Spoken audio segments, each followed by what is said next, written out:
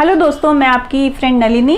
आज मैं actually basically पिछली बार मैंने एक चक्की का वीडियो बनाया था और वो सभी आप सभी लोगों ने वो बहुत पसंद किया, उसको देख के सराहा। उसके लिए आप सभी का बहुत बहुत धन्यवाद।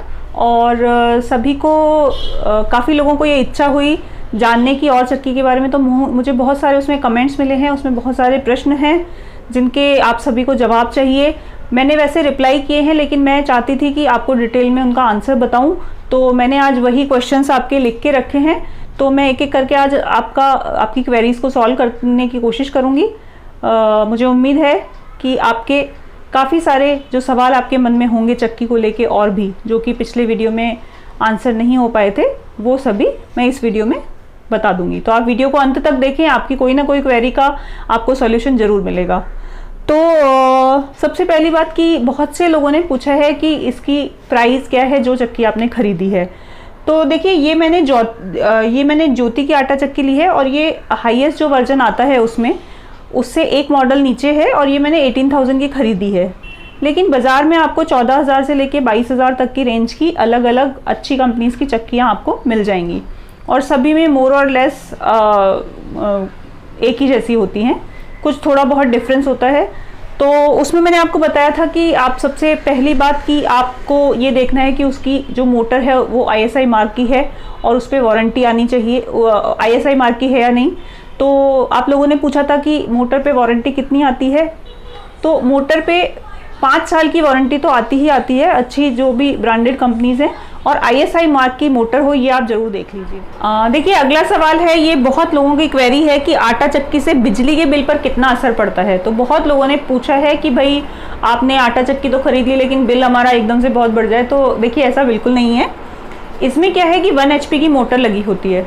अब 1 HP से मतलब है कि इसका आउटपुट 1 HP है, यानी कि 746 वॉट है। अब इसका आउटपुट 746 वॉट है, यानी कि इसका इनपुट निकालने के लिए हमको इसकी एफिशिएंसी से इसको डिवाइड करना पड़ेगा। अब किसी भी मैकेनिकल या इलेक्ट्रिकल डिवाइस में कुछ लॉसेज होते हैं, तो हम वर्स्ट केस में भी किसी मोटर की एफिशिएंसी अगर पकड़ें 80% तो वो मिनिमम देती ही है। तो हम यहाँ पे इसको इनपुट निकालने के लिए 80% से डिवाइड करेंगे, तो 746 डिवाइडेड बाय 80%, इसका करीब करीब आता है 0.93 किलोवाट आवर। अब 930 वॉट पर आवर इसका हमारा इनपुट आया। अब अगर हमको यूनिट इसकी निकालनी है कि बिजली की कितनी यूनिट लगी, इसमें खर्च हुई, तो मैं आपको बताती हूँ कि 1 यूनिट इक्वल होती है 1 किलोवाट आवर के, यानी कि 1000 वॉट आवर के। और यहाँ तो हमारे 930 वॉट आवर ही खर्च हो रहे हैं, यानी कि हमको 1 घंटा इसको जब हम चला रहे हैं तो 1 किलोवाट से भी कम हमारी बिजली खर्च हो रही है, यानी कि हमारा खर्चा जो है वो 1 यूनिट से भी कम आता है। और 1 यूनिट का बिल करीब करीब 5 से 6 रुपये होता है। वो आपके बिजली के कंजम्पशन पे डिपेंड करता है, और स्टेट वाइज इसकी प्राइस अलग अलग होती है, लेकिन 5 से 6 रुपये होती है। तो वो काफ़ी नॉमिनल है कि 1 घंटे में 5 से 6 रुपये का आपका बिल आता है। अब अगला सवाल आप में से बहुत लोगों ने पूछा है कि इसमें क्या क्या पीस सकते हैं, क्या इसमें दाल पीस सकते हैं, क्या इसमें मसाले पीस सकते हैं। तो मैं आपको एक एक करके इसका आंसर देती हूँ। इसमें सभी तरीके के अनाज पीसे जा सकते हैं, गेहूँ, ज्वार, बाजरा, जौ, नाचनी, सभी तरीके के इसमें अनाज पीसे जा सकते हैं। सभी तरीके की इसमें दालें पीसी जा सकती है, जैसे मूंग, चना, सभी तरीके की इसमें दालें पीसी जा सकती है। अब मूंग की दाल आप फ्रेश पीस के उसके आटे के लड्डू भी बना सकते हैं, हलवा बना सकते हैं। तो फ्रेशली आपके पास इमीडिएट आपके पास अवेलेबल हो जाएगा आटा। अब इसमें आपने पूछा है कि मसाले इसमें कौन कौन से पीस सकते हैं। तो मसालों में देखिए, धनिया बहुत आसानी से पीस सकते हैं, काली मिर्च आसानी से पीस सकते हैं। इसमें हल्दी अगर आपको पीसनी है तो हल्दी कड़क होती है और बड़े टुकड़े होते हैं, तो उसको आपको छोटे टुकड़े करके डालने पड़ेंगे इसको पीसने के लिए। मैं अगले वीडियो में आपको बताऊंगी कि मसाले इसमें कैसे पीसते हैं। इसमें मिर्ची नहीं पीसी जा सकती। देखिए, इसमें चक्कियों में अलग अलग वेरिएंट आते हैं। अगर आपकी रिक्वायरमेंट ये है कि आपको मसाले पीसने के लिए चाहिए, तो कई चक्कियों में अलग से मसाले के लिए अटैचमेंट आता है, उसमें मसाले अलग जगह से आप डालते हैं और पीसते हैं। तो वो आपकी रिक्वायरमेंट के हिसाब से आप चक्की खरीदिए कि आपकी क्या रिक्वायरमेंट है। अब और आपका अगला सवाल मेरे पास आया है कि क्या इसमें दालें पीस सकते हैं। तो देखिए इसमें दालें पीस सकते हैं, दाल का आटा बहुत आराम से बन जाएगा। इसमें मूंग की दाल का आटा बन जाएगा, साबुत मूंग का आटा बन जाएगा, चने की दाल को पीस के आप बेसन बना सकते हैं। लेकिन इसमें क्या होता है कि दाल को होल मूंग को पीस के उसको स्प्लिट करके उसकी दाल नहीं बना सकते, ये इसमें पॉसिबल नहीं है। अगला सवाल है कि इसकी आवाज़ कितनी आती है। तो पिछले वीडियो में आप ध्यान से देखिए, मैंने जो चक्की का वीडियो डाला है उसमें मैंने इसकी आवाज़ भी बताई है कि ये कितनी आवाज़ करती है। तो करीब करीब जैसे आपकी मिक्सी चलने में जो आवाज़ आती है उसी तरीके की आवाज़ करती है। आप उस वीडियो को देखिए, आपको अंदाज हो जाएगा कि कितनी आवाज़ करती है। अगला सवाल है कि अनाज कैसे पिसता है, इसमें पीसने के लिए क्या चीज़ है, इसमें पीसने के लिए क्या चीज़ लगी हुई है। तो इसमें जो है वो पीसने के लिए यहाँ पे मैं आपको दिखाती हूँ ग्राइंडिंग चैम्बर। इसमें फूड ग्रेड की हैवी स्टेनलेस स्टील की ब्लेड्स लगी हुई है। मैंने अभी इसमें आटा पीसा था तो आटा लगा हुआ है, और इसमें पत्थर नहीं होता है, इस ब्लेड्स में ही इसकी कटाई होती है। तो इसमें कोई मेंटेनेंस की रिक्वायरमेंट नहीं होती, बस आपको जब आपका काम हो जाए तो आपको इसकी क्लीनिंग करनी पड़ती है, दैट्स ऑल। इसमें स्टोन नहीं लगा है, अगर इसमें स्टोन होता है तो उसको मेंटेनेंस लगती है, लेकिन इस मेटल के ब्लेड्स में कोई मेंटेनेंस की ज़रूरत नहीं है। इसको बस आपका काम में लिया आपने, उसके बाद आपको बस इसको क्लीन करने की ज़रूरत पड़ती है। अगला सवाल है कि इसकी क्लीनिंग कैसे करें। तो इसकी क्लीनिंग करना बहुत ही आसान है। जब आपका सारा काम फिनिश हो गया उसके बाद, अभी जैसे मुझे भी इसको क्लीनिंग करनी ही है, तो आपको जस्ट आपका एक ड्रम निकालना है।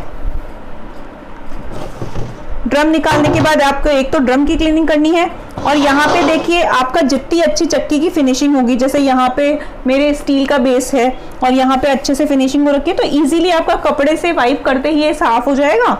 और इसमें ब्रश दी हुई होती है, तो ये वाली जाली आप निकाल के यहाँ पे ब्रश से आप क्लीनिंग कर देंगे, तो क्लीनिंग में इसमें कोई आपको प्रॉब्लम आने वाली नहीं है। अब बहुत लोगों ने ये भी पूछा है कि क्या इस चक्की के वेरिएंट में वैक्यूम क्लीनर वाला ज़्यादा बेटर है।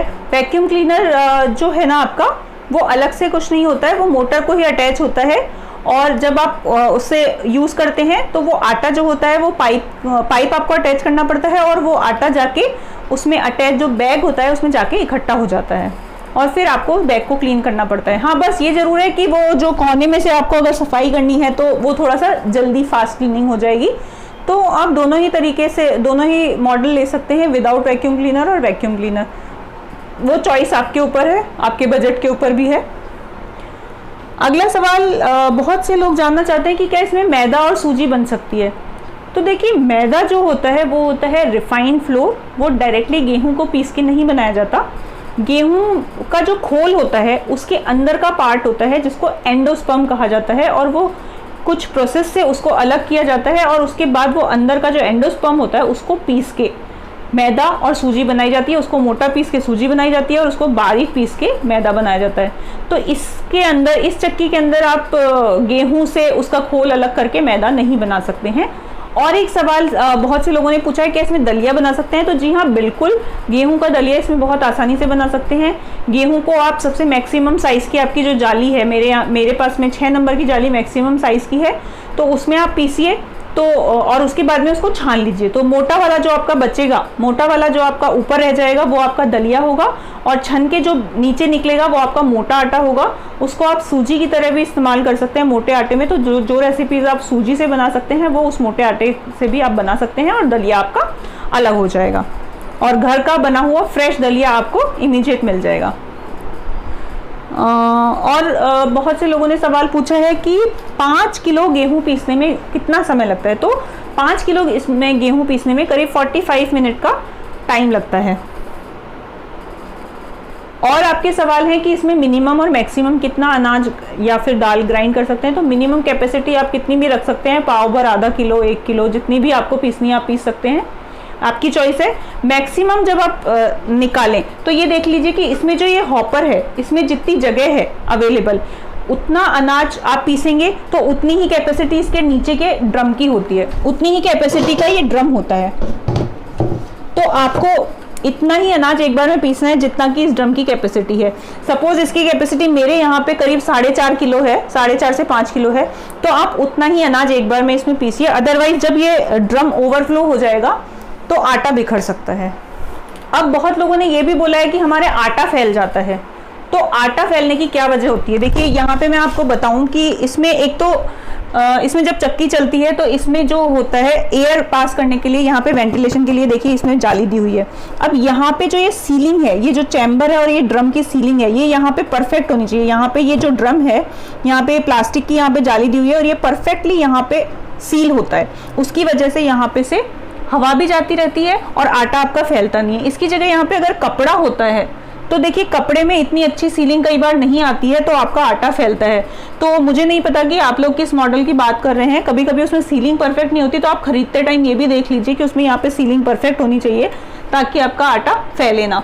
और अगर आप यहाँ पे कपड़ा यूज कर रहे हैं, यहाँ पे अगर कपड़ा लगा हुआ है तो कपड़ा यहाँ से जो सीलिंग है वो इलास्टिक आपका अच्छे से इस पे बैठा हुआ होना चाहिए ताकि आटा डायरेक्टली ये जो चैम्बर है आपका उससे इस ड्रम में जाए, ना कि इधर उधर फैल जाए। अगर आपका आटा इधर बाहर फैलेगा तो यहाँ पे ये जो वेंटिलेशन डक्ट होती है इसमें से वो आटा बाहर निकलेगा और पूरे आपके जगह पे आटा ही आटा फैल जाएगा। लेकिन मैंने अब आपको पीस के दिखाया है, इसमें बाहर कहीं कोई गंदगी नहीं हुई, सिर्फ इतनी सी इसमें आटा फैला है जो कि हम पहुँच के साफ कर सकते हैं।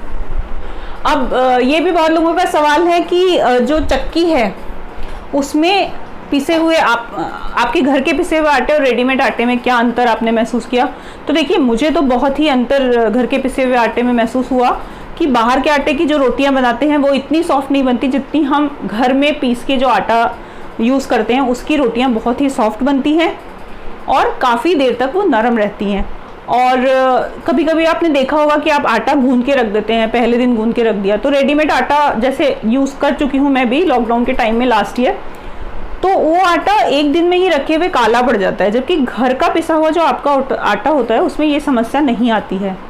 और मैं बात करूं कि कौन सा गेहूं मैं यूज़ करती हूं, तो मैं जो गेहूं यूज़ करती हूं वो है शरबती, श्योर या लोकवन, ये गेहूं मैं यूज़ कर रही हूं अभी, और बहुत ही अच्छी और बहुत ही सॉफ्ट रोटी बनती है। तो मैंने आपकी यहाँ पे बहुत सारी क्वेरीज देखी और उनके जवाब देने की कोशिश की है। फिर भी अगर आपको कोई और सवाल आपके रह जाते हैं तो आप मेरे से पूछिए, मैं उनकी ज़रूर आपका डाउट्स क्लियर करूँगी। और अगले वीडियो में मैं आपको बताऊँगी कि इसमें क्या क्या हम मसाले, दालें और अनाज किस तरीके से पीसते हैं, ये मैं आपको बताऊँगी। तब तक के लिए बाय बाय।